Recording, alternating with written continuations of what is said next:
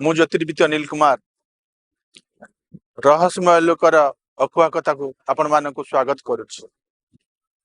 मु वर्तमान गोटे विशेष टोटका आपण मानक बताइबी जहाँ मो गुरुजी स्वामी कृष्णानंद जी महाराज बताई जार प्रयोग रे आपण माने 7 जन्मर दरिद्रता ग्रह पीड़ा तथा निजर मनस्कामना पूर्ण करें। जितेबले यही प्रयोग करेंगे केवल गोटे दुईटी कि तीनोटी माने मनस्कामना पूर्ण पाई विषय चिंता करेंगे, अनेक विषय चिंता करेंगे ना। एवं यही प्रयोग को आपण 7 गोटी रविवार प्रयोग करेंगे। समय दिन 11:30 ठारू 12:30 मध्य स्थान आपण घर छात उपर कर पारंती, खुला पड़िया कर पारंती किंबा मंदिर स्थान रे कर पारि। प्रथमतः 10 गोटी गोलमर्च नहीं पारिबे आपण माने। ता सहित प्रथमे आपण माने पूर्व दिग आरंभ करेंगे। 10 दिग को ताको प्रयोग करेंगे।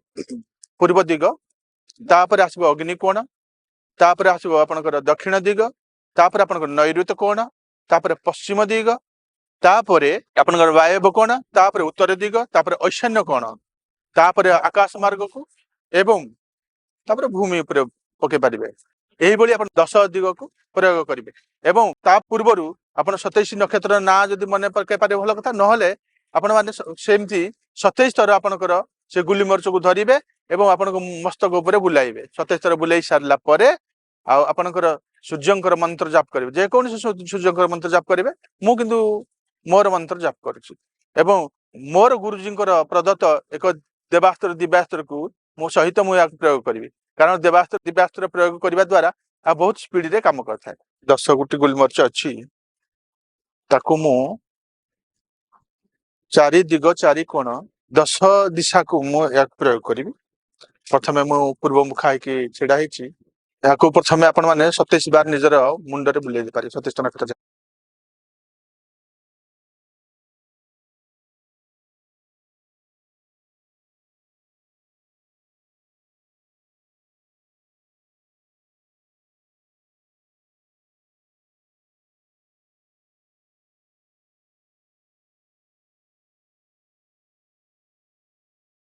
छब्बीस 27 बार देखु आपण जेकोसी मंत्र नहीं पारे सूर्यंकर। किंतु मु मो मंत्र जप करुछि।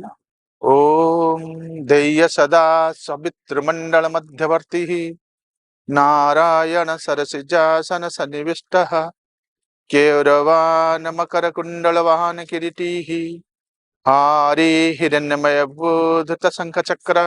ओम मित्राय नमः। आपण गुरुजींकर प्रदत्त दिव्यास्त्र देवास्त्र सहित या प्रयोग कर जहाँकि बहुत स्पीड रे काम करने आपण आपण गुरु को ध्यान करि पारिबे।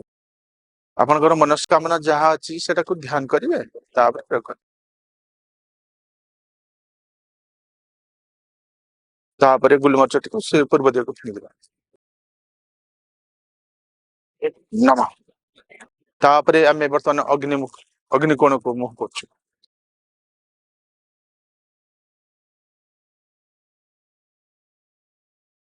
ओम रवये नमः। तापर आपर मनस्कामना जहाँ मन रे अच्छी भावना से मन पके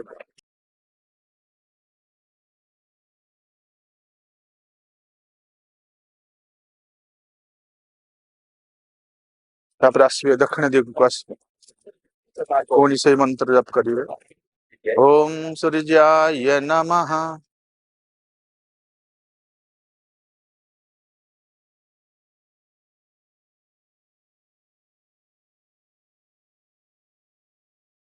तापर आसबे आपण माने नैऋत्य कोण को आसबे।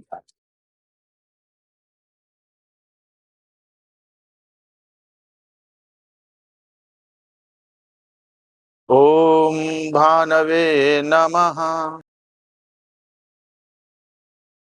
तापर आसले आपण माने पश्चिम दिग को आसबे।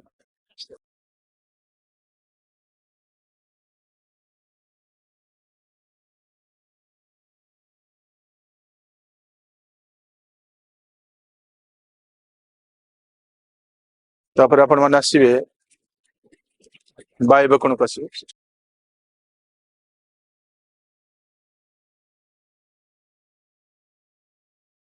आपनकर मनस्कामना पूर्ण पाई जहा चिंता करते से विषय भाबिबे ओम खगाय नमः तापर उत्तर देव को आसीबे ओम पुषणे नमः तापर आपण ईशान कोण फिंगी होता तापर पूरे आकाश तत्व फिंगी ओम आदित्याय नमः